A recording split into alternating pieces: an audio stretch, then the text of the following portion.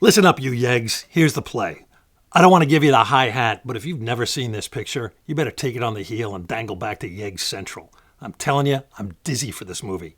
You want to know what the rumpus is? It's this. This is Trailers from Hell, and we're going to chew over the Coen Brothers' masterpiece, Miller's Crossing. From the makers of Blood Simple and Raising Arizona, a world where nothing is what it seems to be. This is the Coen Brothers' third film.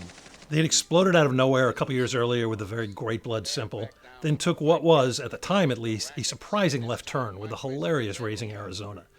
Then they came back with this stately, elegant, exquisitely crafted period gangster film. In a way that only the Coen Brothers could do it, a way I still can't quite define or understand. On the one hand, the movie is clearly based on Dashiell Hammett's book, The Glass Key, which was made into a competent 1942 movie starring Alan Ladd, but it's also completely original. I can't even explain how they did it, but somehow they pulled it off. Every line in the film is exquisitely and perfectly crafted. Every shot is perfectly conceived.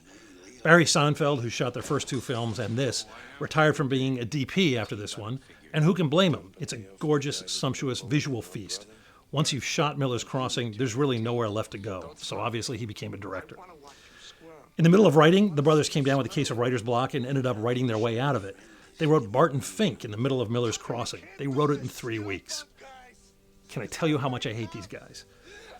Filmed in New Orleans, the film takes place in an unnamed city that really feels more like Chicago than anything in the South. And it trades on all the familiar tropes of the gangster film without feeling like a pastiche. It's genuine, it's sincere, it's emotional, it's heartfelt.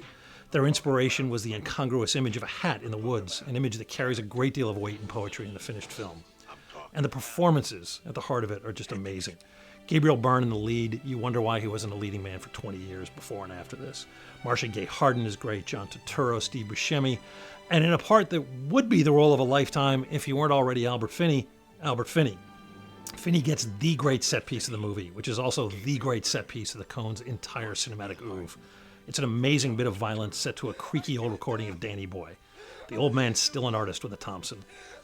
The dialogue in this film, though, is heart and soul. It's exquisite, full of Byzantine slang from the era.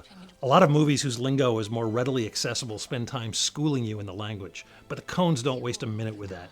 Their language is so perfectly contextualized that you understand what the characters meant, even when you don't actually know what they just said.